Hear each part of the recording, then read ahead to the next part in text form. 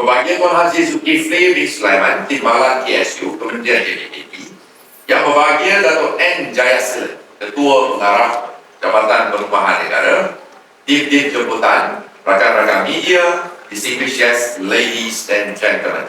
Salam sejahtera dan salam Malaysia Madani. Hari ini dalam sejarah. Sudah tahun-tahun kita menanti. Akhirnya dengan keazaman, iktizam yang kuat, marilah kita sama-sama menjayakan agenda reformasi, dan khususnya hari ini dalam sektor perumahan. Slogan kita, rumahku, syurgaku, dari IT Janaz. Kita nak pastikan rumah pembeli, kami peduli. Itulah sebabnya ada reformasi perumahan untuk pastikan menjelang tahun 2030 tiada lagi mana-mana projek terbengkalai ataupun projek sakit di negara ini. Kerana setakat pagi ini di bawah pimpinan Datuk Jayasila and also the Special Task Force nak selamatkan projek sakit, projek terbengkalai. KPKT telah selamatkan 1,289 buah projek sakit dan terbengkalai. This is a painful lesson, di mana kita telah selamatkan hampir 160,000 unit rumah yang telah pun sakit lama, ada yang sudah masuk ICU, ada yang sudah memang tidak dapat diselamatkan. Dan akhirnya menjadi igawan mimpi ngeri kepada pembeli-pembeli rumah yang telah habiskan their lifetime saving. Oleh kerana itu, reformasi sangat-sangat perlu. Tapi sebelum saya mulakan, saya ucap syabas tanya kepada seluruh warga Jabatan Perumahan Negara khususnya dan secara amnya kepada warga-warga KPKT. Kerana minggu ini KPKT telah dipilih oleh Mampu dan ICU Jabatan Perdana Menteri antara pemenang utama Anugerah Pembangunan Negara tahun 2020. Kalau dengan KPKT, kementerian paling aktif, kementerian paling dynamic, kementerian paling progresif. So we are active, dynamic dan progresif. Sebab itu kita ada di sini pada pagi ini.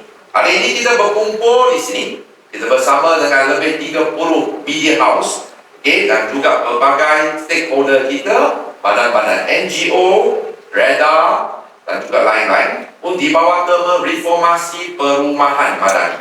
Satu tema yang mencerminkan komitmen KPKT untuk melakukan transformasi dalam cara kita mengurus, memantau, merancang dan membangunkan sektor perumahan negara. Transformasi ini bukan sekadar tentang pendigitalan sistem.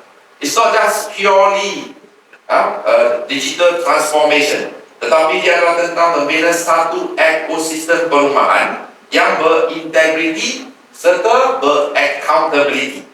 Daripada sistem manual sekarang kepada sistem digital, daripada proses tertutup kepada satu proses pengurusan yang telus, jelas, moden dan berpaksikan kepada data. Pendekatan baru ini bukan lagi bersifat reaktif, tetapi sebaliknya proaktif. Ini penting. Melalui ekosistem baru, setiap projek perumahan akan dapat dirancang, dipantau dan disiapkan dengan lebih teratur demi meningkatkan keyakinan pasaran terhadap sektor hak tanah negara kita. Jangan lupa, tuan-tuan dan puan-puan, sektor hak tanah adalah tiang seri ekonomi negara. Dia bukan saja berkaitan dengan 200 industri, tapi dia membawa impact sosial ekonomi yang cukup besar. Maka ingin saya tegaskan, keyakinan pasaran kepada sektor hak tanah negara adalah amat penting untuk Malaysia menuju menjadi sebuah negara yang maju. Data terkini Jabatan Statistik Malaysia (DOSM) menunjukkan bahawa sektor perumahan terus menjadi pemacu signifikan kepada ekonomi negara. Lihat kepada slide yang kita provide.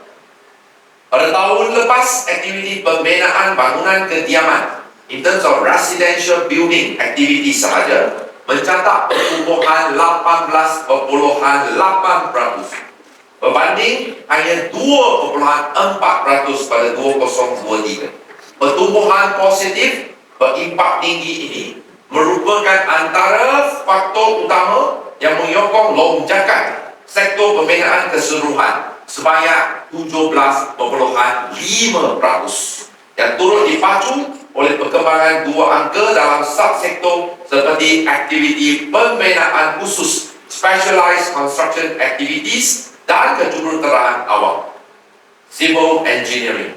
Minggu ini baru diumumkan pertumbuhan ekonomi suku ketiga Malaysia. Sukacita dimaklumkan di bawah pimpinan Yang Amat Berhormat PMX. Negara kita kini bukan saja berada di atas landasan yang kukuh, malahan pertumbuhan ekonomi suku ketiga we actually beat the market expectation. IMF jangka pertumbuhan ekonomi suku ketiga Malaysia tidak mampu lebih daripada 4.8%. Tapi dengan usaha gigih kita semua, pihak yang membantu, pertumbuhan ekonomi Malaysia berjaya mencatat 5.2%. Sekaligus we beat the expectation and projection by IMF. Ini adalah dasar tuan-tuan dan puan-puan. Dari segi construction sector, it is very impressive. Third quarter this year, we see the growth nearly 12%. So despite whatever, and jumlah kontrak yang telah di-award dalam suku ketiga ini berjumlah 45.4 bilion ringgit. This positive change come with ringgit which is strengthening now. Sukacita dimaklumkan mata wang ringgit tahun ini telah pun dipilih sebagai mata wang berprestasi paling tinggi di Asia. Ringgit has now become the best performing currency in Asia. Banding dengan US dollars, ringgit telah pun berkukuh 8.2%. Banding dengan Indonesia rupiah, it has appreciated more than 10%. Dan lain-lain. Ini terpulang kepada usaha kita terus memperkukuhkan pembangunan negara. Maka peningkatan kukuh dalam kategori residential building ini juga membuktikan bahawa permintaan terhadap perumahan kekal tinggi dan mencerminkan keberkesanan dasar kerajaan madani dalam memperkukuhkan ekosistem keberkesanan dasar kerajaan. Momentum ini menegaskan bahawa sektor perumahan bukan saja memainkan peranan sosial menyediakan kediaman yang selamat dan berkualiti, tetapi turut menyumbang kepada pertumbuhan KDNK serta rantaian industri yang lebih luas, termasuk sektor bahan binaan, kewangan dan tenaga kerja mahir. Sukacita juga saya nak maklumkan jumlah jualan sektor hartanah mengikut NAPIT tahun lepas, di mana jumlah total sales of properties telah pun melonjak ke 232.2 bilion. Ini adalah peningkatan lebih 18% sekaligus menjadikan prestasi jualan sektor hartanah tahun lepas antara terbaik dalam tempoh lebih satu dekad. This shows that the momentum is there. Tapi macam mana nak kekalkan, dia perlu ada reformasi supaya apabila dia lebih terus dengan prinsip accountability, maka pelabur pun yakin.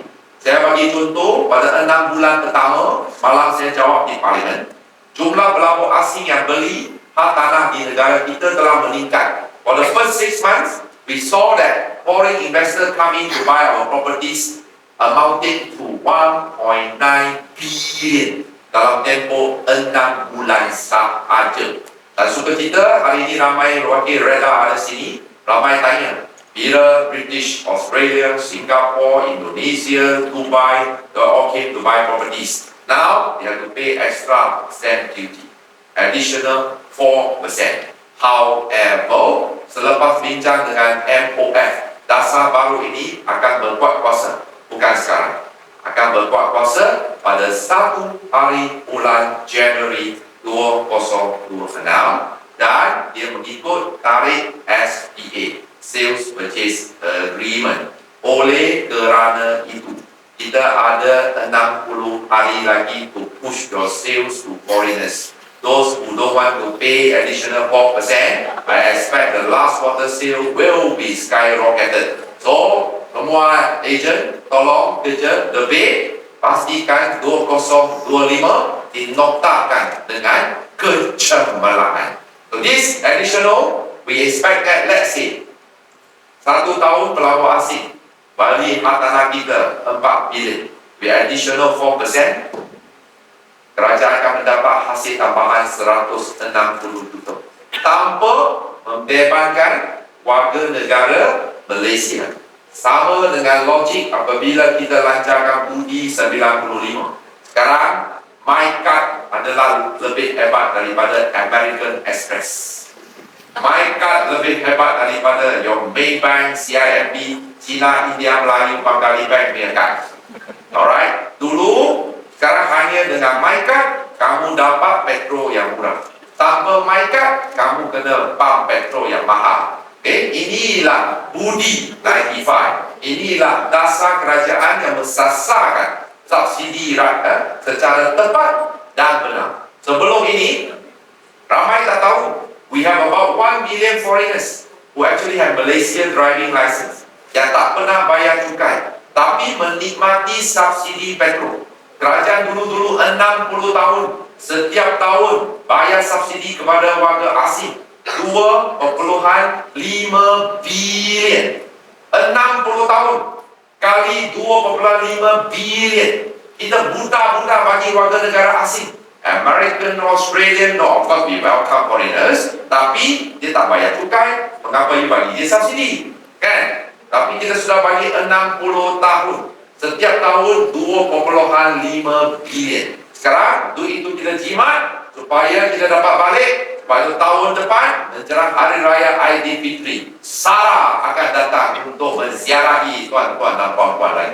Setiap rakyat Malaysia semua akan dapat satu keluarga 5 orang 500, 10 orang 1,000. So menjelang Hari Raya akan datang, we will be able to give out more cash. Sukacita, saya maklumkan tahun depan Kerajaan Madani akan bagi cash handout ke setinggi 15.5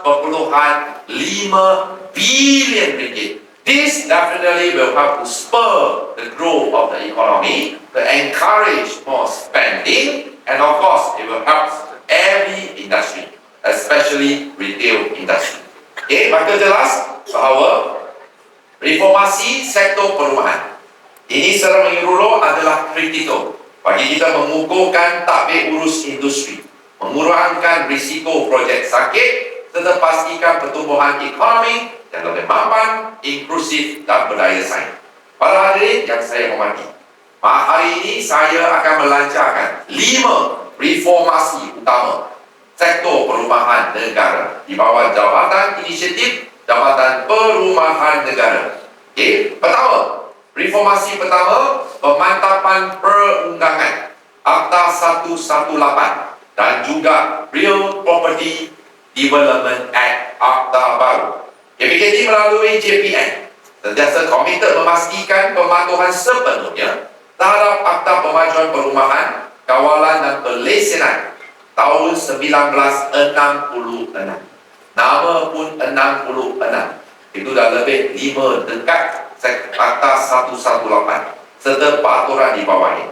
Maka bagi tahun 2025, this one we have to send a message dengan sehingga 31 hari bulan Oktober. Jangan lupa, antara 5 prinsip rukun negara adalah kedaulatan undang-undang. Maka pematuhan kepada undang-undang menjadi tanggungjawab kita bersama. Housing industry is a regulated industry. Seperti banking, sama juga. So we want to make sure that it is a fair and balanced legislation that benefit everybody on a fair play. Sebab itu, pagi tahun ini, setakat 31 hari bulan Oktober, ada beberapa juga pemain industri yang nakal, yang telah pun gagal mematuhi undang-undang. Sebab itu, JPM telah keluarkan 326 notis tawaran compound berjumlah 1.54 juta. telah dikeluarkan terhadap beberapa pemaju yang melanggar peruntukan Akta 118. Kepada Jakarta, kita tak ambil tindakan. Dan selain daripada itu, 129 orang pemaju perumahan telah disenarai hitamkan oleh JPN dan tidak dibenarkan untuk terus berniaga. Okay. In fact, the developers should thank us because we are helping you. We are helping you to elevate the status of the industry and to get rid of the unscrupulous. So those who remaining and survive, bermaksud mereka adalah pemain industri yang berwibawa. Itu adalah antara tujuan utama. We are here not to penalize, but we are here to protect the industry. Supaya pembeli rumah berlabuh yakin dengan produk-produk. Bila mereka lihat ada produk yang dikeluarkan oleh pemaju perumahan Malaysia, ini standard Malaysia memang boleh dipercayai. That is the main objective of our punitive action. Proses kerja pengeluaran notis to compound sedang diperkemas melalui pelaksanaan mekanisme baru yang melibatkan kelulusan izin compound dan pendakwaan daripada Attorney General Peguam Negara. Dengan penambahbaikan ini, apa-apa pelanggaran serius atau kesalahan berulang tidak lagi hanya berdepan denda pentadbiran, tetapi bakal terdedah kepada tindakan pendakwaan di mahkamah serta tindakan pentadbiran tambahan oleh JPN sekaligus meningkatkan keberkesanan penguatkuasaan. Selain aspek pematuhan berlesen, KPKT turut memberikan tumpuan khusus terhadap isu projek perumahan swasta terbengkalai tanpa lesen, iaitu projek yang dimajukan tanpa memperolehi lesen pemajuan perumahan, developer license dan juga permit iklan dan jualan, advertising permit, sebagaimana diwajibkan di bawah Seksyen 5-1 Akta 118.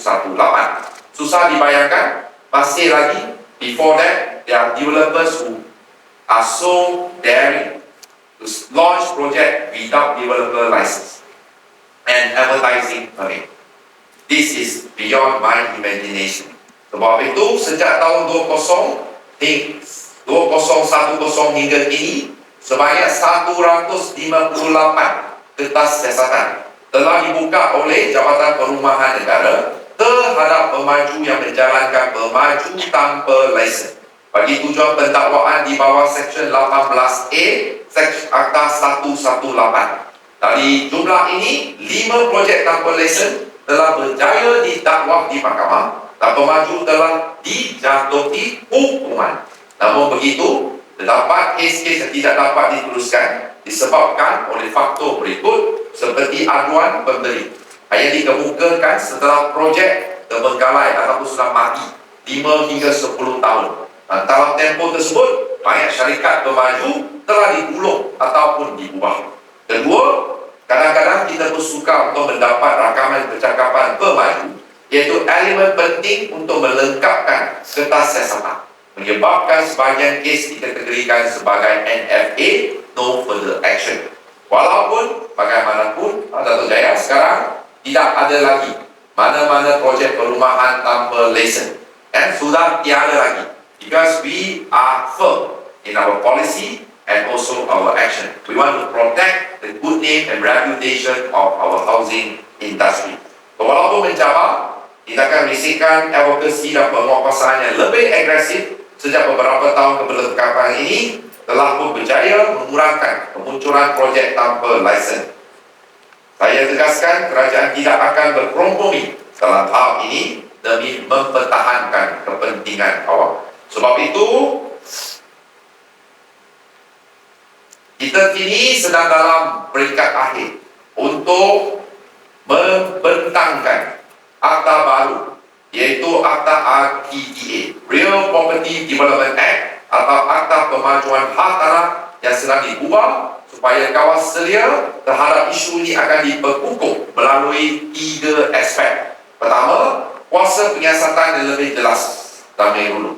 Kedua, penalti yang lebih berat untuk kesalahan serius ataupun repetitive offences. Ketiga, mekanisme intervensi awal untuk mencegah projek berisiko daripada menjadi projek tanpa lesen ataupun projek sakit. So, Real Property Development Act merupakan pengganti komprehensif kepada Akta 118. Sedang diubah bagi membentuk kerangka kawasan yang lebih moden, responsif dan melindungi pembeli. Akta baru ini membawa dua objektif utama, iaitu pertama, memperluaskan skop. You can see the slide, memperluaskan skop kawasan sedia ada, supaya tidak lagi terhad kepada pembangunan rumah sahaja, tetapi turut meliputi projek komersial, termasuk kedai. Okay. Ini penting bagi memastikan keseluruhan ekosistem pembangunan negara ditadbir secara lebih seragam dan bertanggungjawab. Kedua, untuk mengenamaskini peruntukan undang-undang mengikut keperluan semasa, mengambil kira keperluan pasaran dan jenis tanah. Kita mahu kerangka perundangan yang lebih moden, anjau dan berupaya menampung perubahan dalam industri. Ini termasuk mengiktiraf model-model pembangunan baru yang semakin relevan hari ini, termasuk skim pajakan seperti retirement village, kaedah perkongsian pemilikan seperti rent to own, serta penggunaan pelbagai seperti projek kediaman pejabat, resi office, SOHO.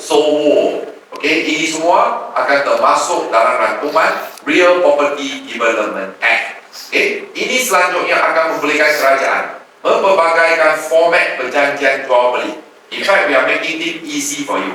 Sekarang kita ada schedule G, schedule H, after that ada schedule I, and the J. Just follow the schedule and all are standardized, whereby it's easier. And then semua adalah senang untuk diakses. Ini adalah reformasi pertama. Secara keseluruhannya, Real Property Development Act turut memudahkan penggunaan teknologi. Our objective is to make sure that the ease of doing business is continue improving in our country. Kerana, sukacita saya nak maklumkan, tahun ini Malaysia telah diiktiraf oleh IMD yang bertapak di Switzerland, di mana in terms of the World Global Competitive Ranking, Malaysia tahun lepas menduduki tempat 34.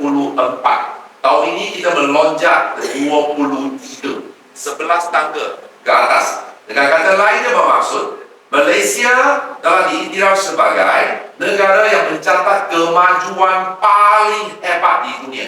Malaysia this year is the most improved nation in the world. Bukan jagung-jagung, bukan jagung serantau, tapi jagung pentas global. Ini adalah keazaman pimpinan Datuk Seri PMX yang didukung oleh para penjawat awam dan juga seluruh masyarakat Malaysia yang kita bersama-sama menjayakan agenda untuk membina sebuah negara madani. Maka mengambil kira objektif PDA tadi, antara cadangan utama yang sedang diteliti termasuk peningkatan dan penyelarasan penalti kesalahan serius. Kedua, pengetatan syarat pra-pelaksanaan termasuk keperluan kewangan dan keupayaan teknikal pemaju. In fact, I think the industry players will agree with me. For only in Malaysia, yang nak jadi pemaju perumahan, I think that the threshold is simply too low. To pay up capital 250,000, you can get a developer license. In fact, 250,000, the price is lower than rumah mampu milik. Rumah mampu milik satu biji pun dah 300,000, tapi nak jadi developer 250. Jika nak buka kilang, saya rasa modal yang lebih syaratnya lebih ketat. Sebab itu, we also want to make sure that tidak ada lagi projek-projek terbengkalai dan sakit. Syarat pengetaan pra-pelaksanaan termasuk keperluan kewangan perlu ditingkatkan. Ketiga, peningkatan perlindungan hak pembeli, merangkumi kutipan bayaran, standard kualiti dan obligasi penyelenggaraan. We also want to make sure that lepas itu pembeli perlu dilindungi kerana mengikut kajian penyelidikan. Kebanyakan pembeli Malaysia, wherever they buy properties, they are using their lifetime saving. Therefore, we must do justice to them. They are using their lifetime saving just to buy a house. It is important for us to protect the buyer's interest while safeguarding the developer's continuity. That is the duty. Okay, yang keempat, also audit technical dan penyiasatan yang lebih jelas untuk mengesan risiko projek sakit dan awal, dan juga mekanisme intervensi ke atas projek berisiko, termasuk pengurusan pemulihan yang lebih tersusun dan berautoriti. Maka saya yakin melalui Real Property Development Act, kerajaan akan memastikan setiap projek kediaman di Malaysia berada dalam ekosistem pembangunan yang lebih teratur, terus dan berdaya tahan, selaras dengan aspirasi Malaysia Madani, serta reformasi struktur sektor perumahan negara. Semua pemaju pihak berkepentingan seru untuk memperkukuhkan tahap pembangunan kerana industri yang berintegriti merupakan asas kepada pasaran perumahan yang stabil, mampan dan berwibawa. Itu reformasi pertama. Now, reformasi kedua, Electronic Sales and Purchase Agreement, ESPA. Kita nak menamatkan era manual, memulakan era digital. Saya perlu tegaskan di mana mengikut BC Datuk Seri Anwar Ibrahim PNS berazam untuk menjadikan Malaysia AI Nation by 2035. AI nation doesn't mean it's just artificial intelligence, but the digital transformation, electronic government are all part of, and then even AI sovereignty is part of the package. Sebab itu tahun ini kita melancarkan our own AI sovereignty. Di Amerika Syarikat dia ada ChatGPT. Now even already entered version 5.0, ChatGPT 5.0. Malaysia, kita juga telah bekerja sama dengan Nvidia. Kita juga ada kita punya versi, nama dia Ilmu. Okay? Sebab itu Ilmu, saya jangka di bawah reformasi perkhidmatan awam, tak lama lagi semua penjawat awam akan dibekalkan dengan AI untuk memudahcarakan kerja, dengan meningkatkan prestasi. Maka reformasi kedua kita seiring dengan perkembangan digital global, sektor perumahan kini bergerak ke arah ekosistem baru yang lebih menyeluruh. Menurut kajian McKinsey & Co, menjelang 2025, ekosistem perumahan dijangka menjana hasil tahunan hampir $3.8 triliun secara global. Ini merupakan satu jumlah yang mencerminkan potensi besar inovasi dan digitalisasi dalam sektor ini.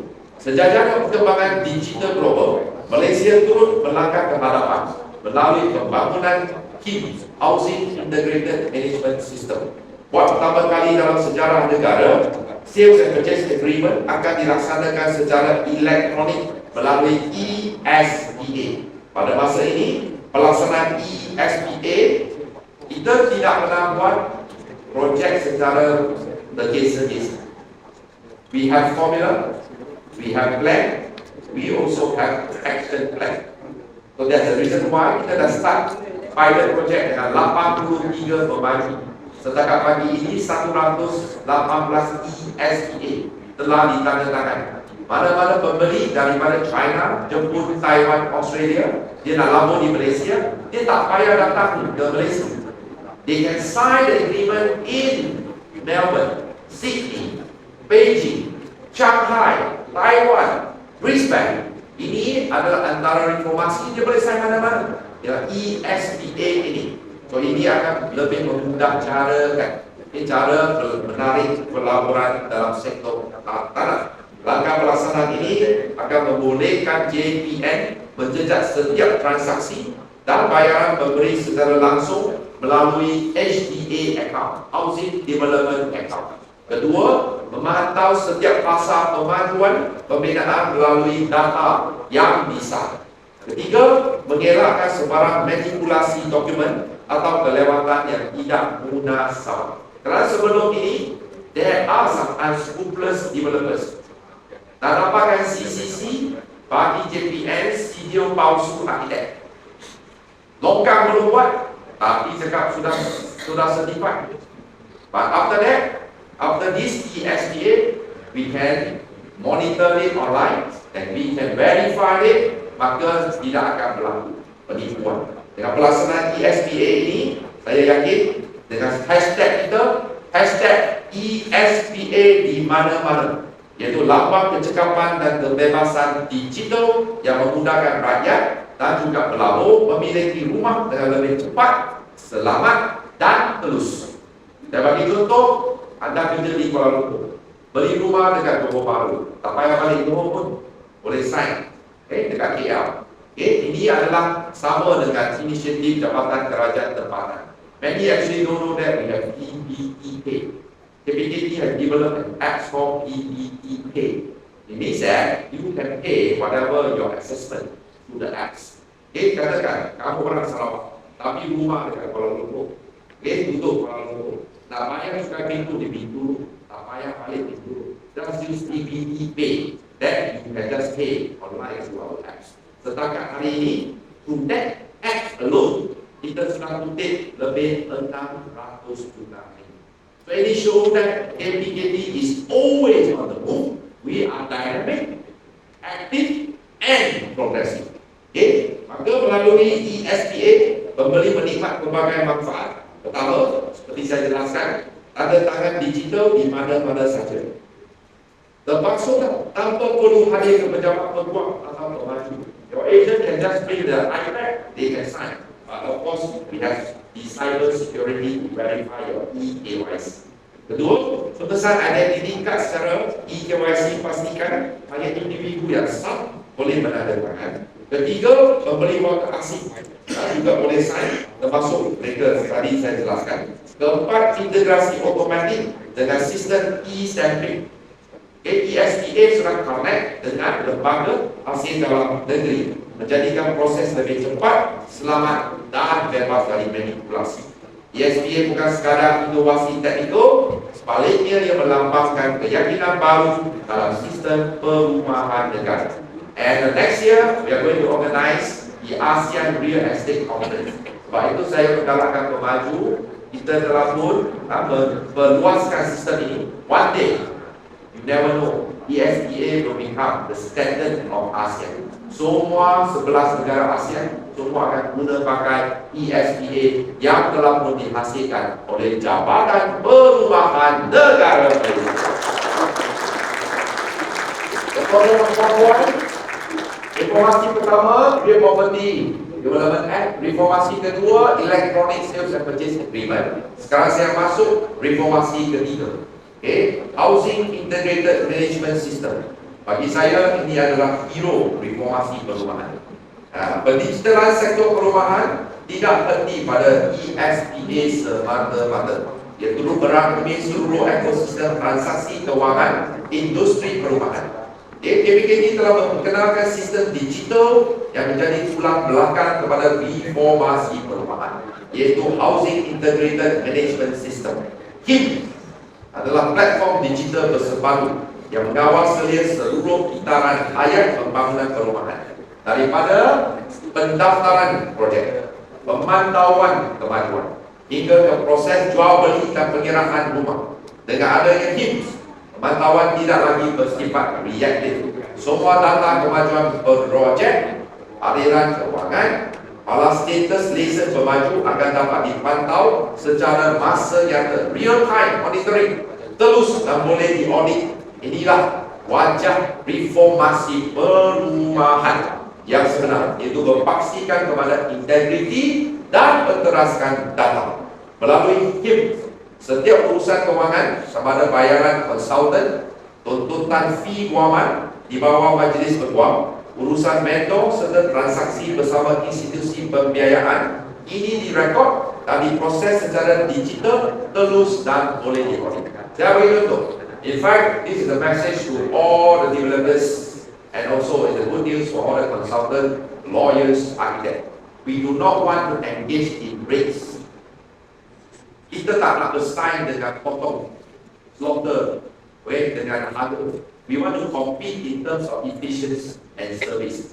Sebab itu, minggu depan, JPN akan panggil Jabatan Majlis Peguam, Lembaga Arkitek dan lain-lain untuk to set up the minimum pay. So, developers can just pay according to the scale. Don't need to ask for undercutting. Rather, when I always believe, when you pay enough, you get money. So, do not undercharge your consultant, your architect, your lawyer. I was a practicing lawyer for 21 years. I have suffered enough. When we have peers, I'm not blaming the developers, among our peers, where lawyers give 50-70% discount until their staff suffer and their pay will never rise. Malaysia tak jadi negara maju. Kita bukan saja ada infrastruktur dunia tetap. Not only we have first class infrastructure, we must also have first class mindset.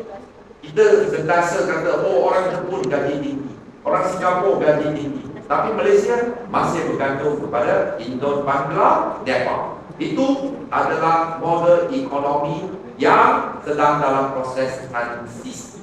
It is only a transition. We can never continue with this forever. I know it is right. There's a reason why we are doing step by step to ensure that slowly we shall move together. Ini melalui HIMSS. Kita lebih penting semua pembayaran berkaitan dengan redemption sum dimasukkan terus ke dalam HTA account. Melalui HIMSS, setiap pembiayaan atau pinjaman yang diambil pemaju ke atas projek perlu direkod dan dipantau secara digital bagi memastikan kedudukan cagaran tanah adalah jelas, terjamin dan tidak menjejaskan hak pembeli. Saya tahu ada juga pemain industri yang membuat tuntutan. Ini KPKT melangkah terlalu cepat. You are simply too fast. You move like a rocket, just like your party, because the rocket as simple as a rocket. Okay, sebab itu sangat cepat. Bagaimanapun, we know that sometimes short-term pain is for long-term gain. Okay, everyone, we are buying support for everyone, and I am listening. Kita dengar. Sebelum ini, saya bagi contoh. Sebelum ini, Housing Development Property Act, kita ikut Jabatan Perumahan Negara, hotel pun masuk, shopping mall pun masuk, industri pun masuk, semua masuk. Tapi kita dengar. Kita dengar daripada suara mengenai industri, so we decided to listen and take it out. So we only cover commercial units only. The rest tidak termasuk. So one by one. So ini sama juga dengan EXPA dan juga kita adakan HIMSS. Ini integrasi penuh HIMSS dengan pemaju bank, berbuat vendor, pihak kepentingan utama akan menjadikan setiap income and expenditure projek perumahan berada penuh dalam satu ekosistem digital.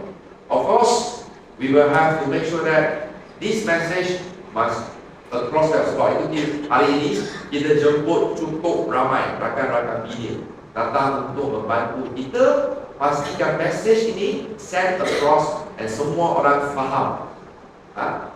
Nawaitu kita, niat kita memang suci dan murni. We want to come. Tapi kita perlu kerjasama semua pihak. Apabila everyone is on the equal playing field, kita lihat integriti industri ini dibela, keyakinan berlabur ada, lebih lagi ramai pembeli rumah akan percaya kepada pemaju-pemaju perumahan. I'm here to protect the industry and to change the public perception, the negative perception against the unscrupulous. Selama menjayakan inisiatif ini, HIMSS akan diintegrasikan dengan bank-bank utama seperti Maybank, CIMB, RHB, M-Bank, Public Bank untuk pastikan pengeluaran bayaran pembinaan hanya dilakukan melalui sistem yang diluluskan. Bank pertama yang akan melaksanakan kaedah ini ialah Cina India Melayu Bengali Bank, CIMB. Okey, di mana CIMB akan mula pada pertengahan tahun 2026. Ini juga akan diintegrasikan dengan OSC, Jabatan Ukur dan Pemetaan, dan Pejabat Tanah dan Galian PGG bagi mengesahkan Certificate of Completion and Compliance (CCC) secara digital yang selanjutnya akan membolehkan ini disemak terus oleh pembeli ditutup mulai pertengahan tahun 2026. Reformasi keempat, teduh. So, do not undercharge your consultant, your architect, your lawyer. I was a practicing lawyer for 21 years. I have suffered enough. when we have peers, I'm not blaming the developers, among our peers, where lawyers will give 50-70% discount until their staff suffer and their pay will never rise. Malaysia tak jadi negara maju, kita bukan saja ada infrastruktur dunia pertama. Not only we have first class infrastructure, we must also have first class mindset. Kita sentiasa kata, oh orang Jepun gaji tinggi, orang Singapura gaji tinggi, tapi Malaysia masih bergantung kepada Indon, Bangla, Nepal. Itu adalah model ekonomi yang sedang dalam proses transisi. It is only a transit. We can never continue with this forever. I know it is time. There's a reason why we are doing step by step to ensure that slowly we shall move together. Ini melalui HIMSS. Kita lebih penting semua pembayaran berkaitan dengan redemption sum dimasukkan terus ke dalam HTA account. Melalui HIMSS, setiap pembiayaan atau pinjaman yang diambil pemaju ke atas projek perlu direkod dan dipantau secara digital bagi memastikan kedudukan cagaran tanah adalah jelas, terjamin dan tidak menjejaskan hak pembeli. Saya tahu ada juga pemain industri yang membuat rebutan. Ini KPKT melangkah terlalu cepat. You are simply too fast. You move like a rocket, just like your party, because the rocket, the symbol is a rocket. Okay, sebab itu sangat cepat. Bagaimanapun, we know that sometimes short-term pain is for long-term gain. Okay, everyone, we are buying in support for everyone, and I am listening. Kita dengar. Sebelum ini, saya bagi contoh. Sebelum ini, Housing Development Property Act, kita ikut Jabatan Perumahan Negara, hotel pun masuk, shopping mall pun masuk, industri pun masuk, semua masuk. Tapi kita dengar. Kita dengar daripada suara pemain industri, so we decided to listen and take it out. So we only cover commercial units only. The rest tidak termasuk. So one by one. So ini sama juga dengan ESPA dan juga kita adakan HIMSS. Ini integrasi penuh HIMSS dengan pemaju, bank, peguam, vendor, pihak kepentingan utama akan menjadikan setiap income and expenditure projek perumahan berada penuh dalam satu ekosistem digital. Of course, we will have to make sure that this message must across the sebab itu hari ini kita jemput cukup ramai rakan-rakan media datang untuk membantu kita pastikan message ini send across dan semua orang faham. Nawaitu kita, niat kita memang suci dan mulia. We want to help. Tapi kita perlu kerjasama semua pihak. Apabila everyone is on the equal playing field, kita lihat integriti industri ini dibela, keyakinan pelabur ada, lebih lagi ramai pembeli rumah akan percaya kepada pemaju perumahan. I'm here to protect the industry and to change the public perception, the negative perception against the unscrupulous one.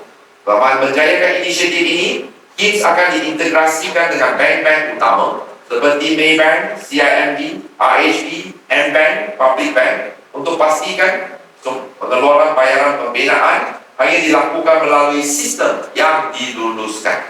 Bank pertama yang akan melaksanakan kaedah ini ialah Cina, India, Melayu, Bangkali Bank, CIMB. Okey, di mana CIMB akan mula pada pertengahan tahun 2026. Ini juga akan diintegrasikan dengan OSC, Jabatan Ukur dan Pemetaan, dan Pejabat Tanah dan Galian PTG bagi mengesahkan Certificate of Completion and Compliance CCC secara digital yang selanjutnya akan membolehkan ia disemak terus oleh pembeli di Teluk mulai pertengahan tahun 2026. Reformasi keempat, Teluk. Nama pun sudah Teluk, tempat berteluk. Teluk adalah keterusan untuk rakyat. We are making things more transparent and more accountable now.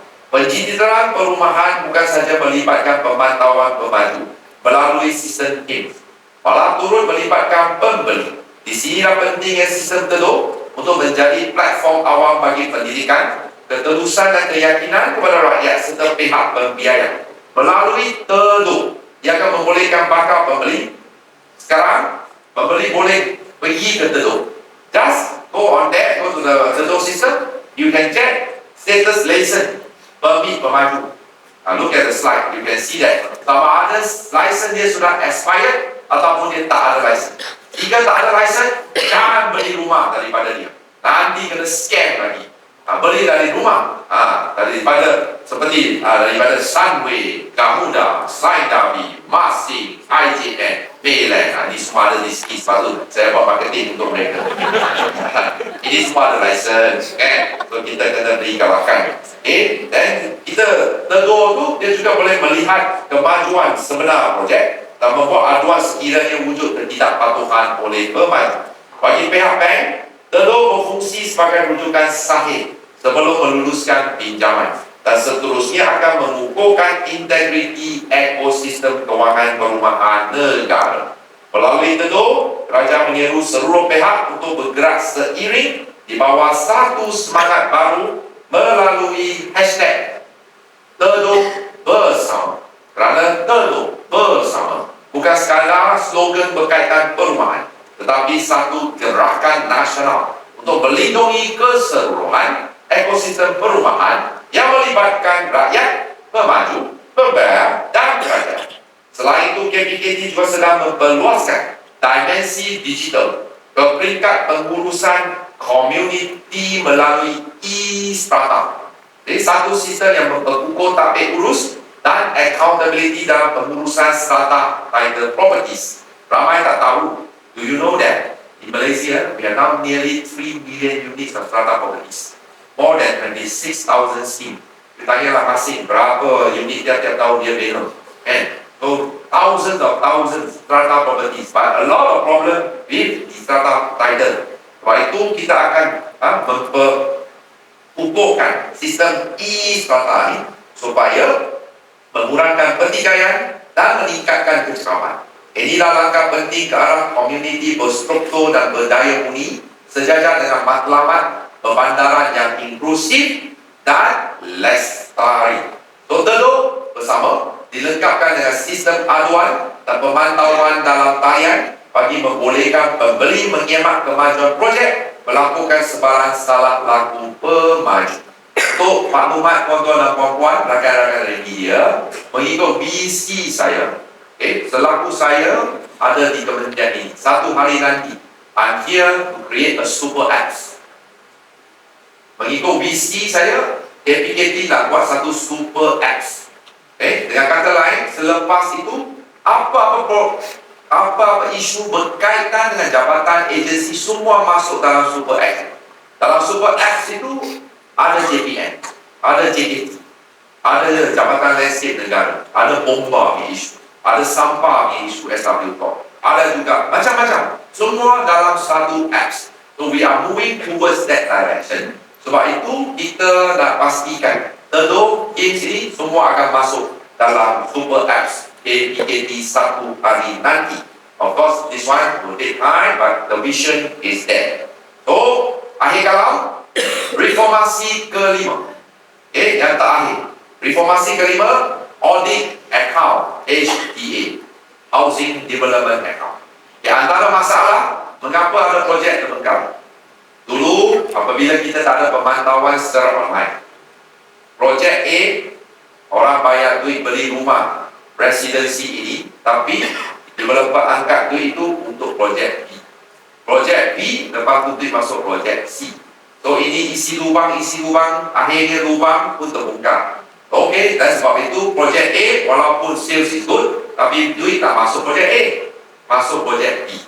Akhirnya jadi projek sakit, masuk ICU dan terbengkalai.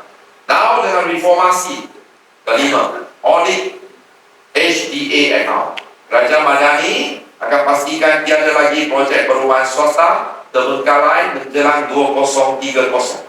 Untuk pastikan reformasi ini benar-benar berkesan, suka saya umumkan bahawa kerajaan akan memperkukuhkan mekanisme kawalan untuk pelaksanaan audit terhadap akaun HDA oleh Jabatan Perumahan Negara bagi memastikan supaya semua orang pembeli dimasuk ke akaun yang sah. Jika pemaju gagal, akaun mereka akan dibekukan serta merta. Semua langkah ini mempunyai satu tujuan utama, iaitu pastikan setiap sen yang dibayar pembeli digunakan untuk menyiapkan rumah, bukan sebalik. I think this is fair. If people buy this project, the money they pay must be used for this project. Kita tak boleh suka-suka nak selamatkan projek lain, ambil ini, isi sana, isi lubang sini, isi suan. Akhirnya, pop, yang menjadi mangsa adalah kita semua sebenarnya. Pemaju pun akan turut menjadi mangsa. So this, sebagai penutup reformasi perumahan, 5 reformasi hari ini. Kita laksanakan bukan sekadar pembetulan teks itu. Hari ini, slogan kita, rumah pembeli, kami peduli. Ini adalah lembaran baru bagi seluruh ekosistem perumahan negara. Kita mahu setiap rumah yang dibina bukan sekadar tempat berdiri, tetapi simbol harapan dan kemajuan bangsa dan bangsa. Reformasi ini merupakan langkah pertama ke arah pembaharuan perundangan yang lebih menyeluruh. Akta baru Real Property Development Act kelak bukan sahaja memperkukuh kawasan projek perumahan berlesen, tetapi juga lebih menyeluruh kepada ekosistem pembangunan hak tanah yang lebih luas. Melalui pelaksanaan sistem HIM, ESPA, TEDO, E-Strata, KPKT melalui Jabatan Perumahan Negara akan menjadi one-stop center sektor perumahan negara, iaitu tempat rujukan tunggal bagi pemaju, bagi pembeli dan juga bagi institusi kewangan. Dengan semangat hashtag ESPA di mana-mana dan hashtag TEDO bersama, marilah kita terus berganding bahu membina masa depan perumahan negara yang lebih terus bersepadu, digital, berdaya saing dan berdaya uni. Sebelum saya akhiri persembahan reformasi pagi ini, marilah kita sama-sama bukan saja memanjat kesyukuran, berikan tepukan gemuruh kepada pasukan Jabatan Perumahan Negara. Jabatan Perumahan Negara terikat antara tempat utama KPKT. Dan untuk makluman semua rakan-rakan media, sistem TEDO, sistem Housing Integrated Management System, semua dihasilkan in-house oleh penjawat awam kita.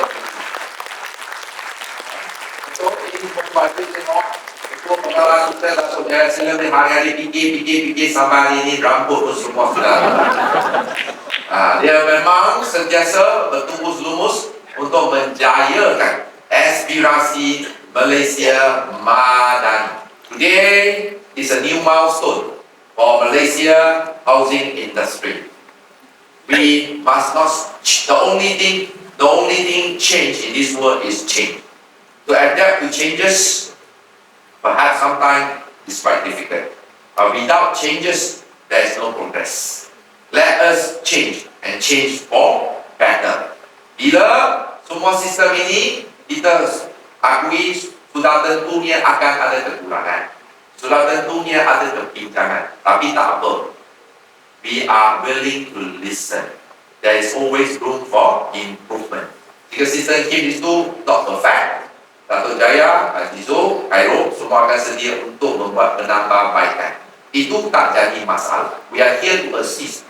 I always emphasize to all the penjawat awam, kita mesti ada tiga perkataan AFA, prinsip AFA. Apa itu prinsip AFA? We are here to first accommodate, second facilitate, third accelerate. Kena percepatkan. Orang Melayu kata masa itu emas. Time is money. You ask Sunway, when they have 10 billion bridging loan, how much interest they have to pay every second, right? Every day. Sebab itu time is money. We have to make sure we facilitate. Itu wajib. JPN semua ketua-ketua jabatan di sini, prinsip saya AFA. Itu saya belajar tazkirah daripada KPKT. Itu Tan Sri Wan Dalan ajar saya. accommodate, facilitate. I ask you to facilitate, not to frustrate. You got to facilitate cepat tau. 14 hari kan kena bagi jawapan tau. Lulus ke tolak ke tangguh mesti bagi jawapan. Alright, kita kena facilitate. Lepas tu jika dokumen dah lengkap, accelerate, terus naik roket sampai ke angkasa. Gemuruh jiwa. Alright, okey, dengan ini saya sekali lagi merakamkan setinggi-tinggi penghargaan kepada Jabatan Perumahan Negara dan seluruh anggota, seluruh semua pihak yang bersama PKPT dan kesayangan kita. Terima Malaysia menangi cemerlang, gemilang, gembira. Sekian, terima kasih. Terima kasih.